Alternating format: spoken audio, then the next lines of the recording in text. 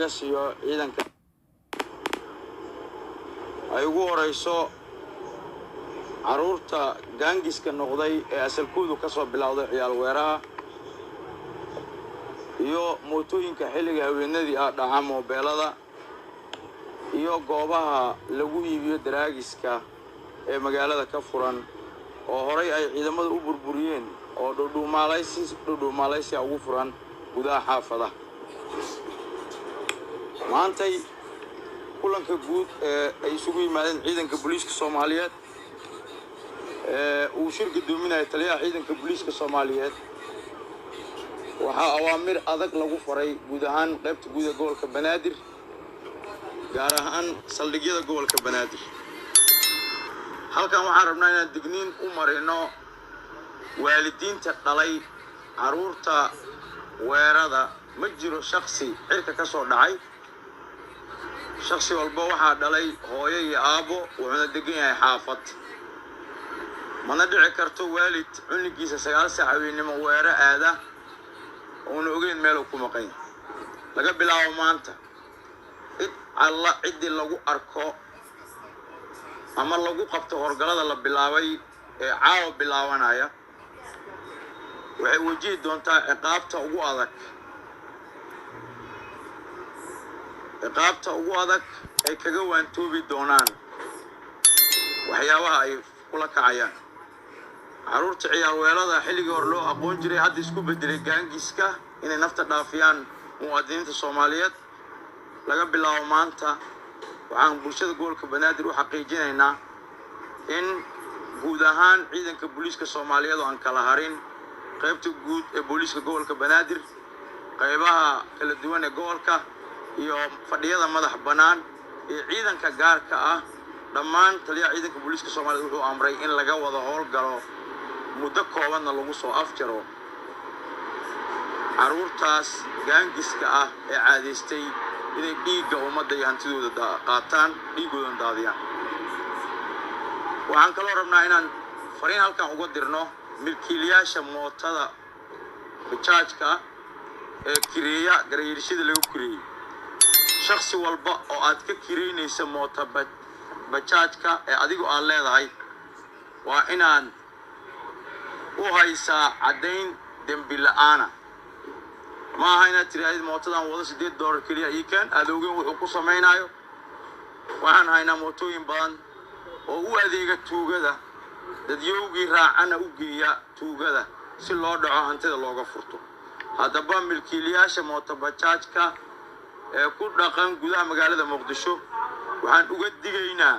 inaysan mootada ka kireysan shakhsi iska socda aysan ogeyn waxa uu yahay shakhsiga lagu helana wixii ciqaab ah ee fuusha diyaar u ahaado ayadoo ay iska kaashan doonaan ciidanka nabadgelyada wadooyinka qaybta guud ee booliiska gobolka Banaadir iyo guddiga mootooyinkaas ka shaqeeya sidoo kale waxaan digniin u diraynaa dadka iibiya ama soo dejiya ama ka ganacsada daraagiska oo kaalin mugle waa dhammaan waxyaabaha dambiyada aan soo sheegnay waxaan rabnaa daraagisku waa 3 nooc oo original ah oo warshada caalamiga lagu soo sameeyay oo si qarsoodi ah gudaha dalka ku soo gala oo hadda ciidanka booliiska Soomaaliyeed waraadkoodu haay ilaa meesha ka soo galaan ay ka yimaadaan iyo nooc lagu sameeyo gudaha dalka iyo nooc la beero intaba cid alla cid lagu arko ee ka shaqeynaysa waxyaabahaas ama iibinaysa ama gadaysa ama cabaysa dhammaan waxa la waafaji doonaa sharciga waxayna la kulmi doonaa ciqaab adag waxaan bulshada gobolka Banaadir u sheegaynaa inay si toos ah ula shaqeeyaan ciidanka ammaanka qof walba muwaadin ah guriga uu degan yahay iyo goobta uu degan yahayna gacan ka siiyo ciidanka sidii ugu ciribtiri lahayn dhammaan waxyaabaha aan soo sheegnay waxaan rabnaa in bulshada gobolka Banaadir ay nasatay